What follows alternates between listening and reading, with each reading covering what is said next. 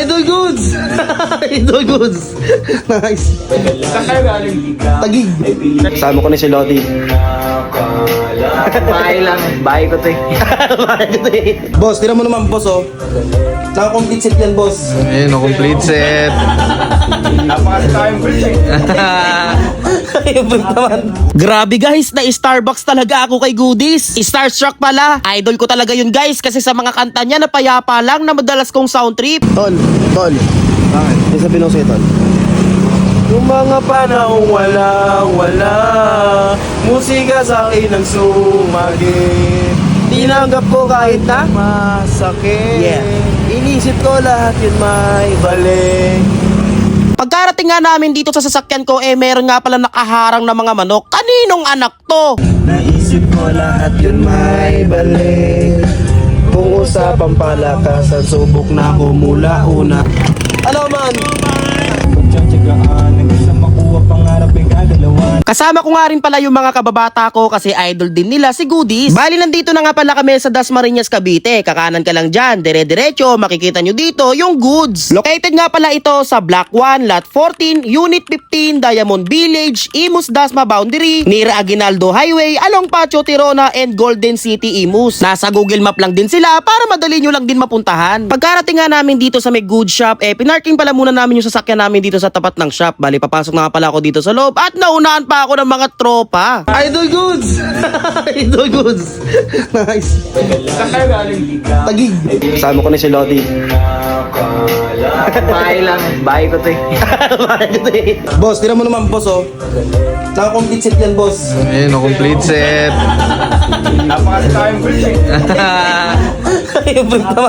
Grabe guys, na starstruck talaga ako kay Goodies kasi idol na idol ko talaga yan eh. Nakakatuwa nga lang guys kasi pinapunta ako dito sa shop ni Goodies. Sakto nga malapit na ang birthday ko ngayong September at reregaluhan nga niya ako ng kanyang mga damit. Nakikita niya daw kasi na na-order ako sa Shopee ng clothing niya at nakikita niya rin na sinusuot ko sa vlog. Kaya natuwa lang din siya at agad niya akong kinontak para papuntahin at bigyan ng iba pa niyang damit.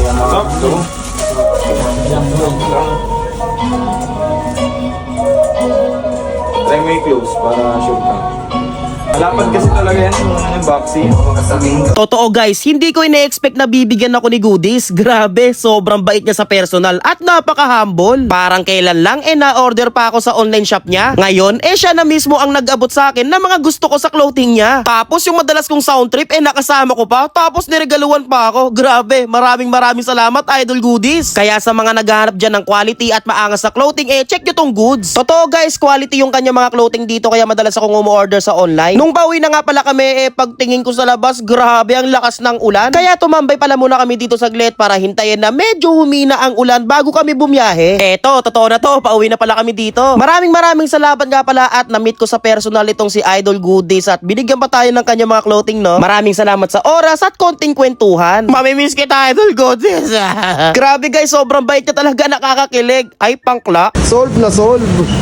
Syempre, hindi makukompleto ang araw ko kung walang food trip at dumiretso nga pala kami dito sa Mang Inasal para sulit ang food trip.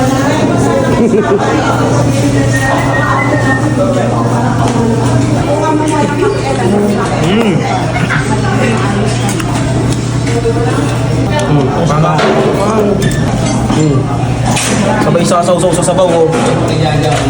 Uy, yun oh, sinausaw, di ba? Oh, idol. Yun may idol.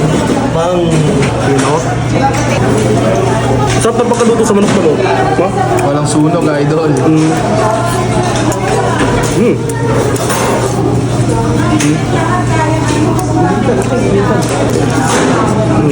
Ito. Toyo. May sili.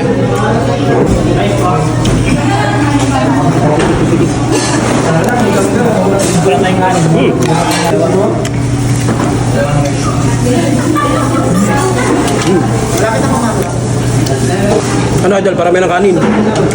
Parang yan daw ng kanin, oh. Kanin oh. Sabi ko maganda lima to. Okay. Uy, Yan pa nang makatuyam na ito, ma'am. May loob ng tao kasi nasa loob. taste it. Okay, ah. Ay, may suka.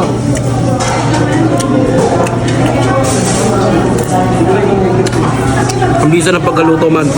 Ano to? Pwede mo dalawa. May gutom eh.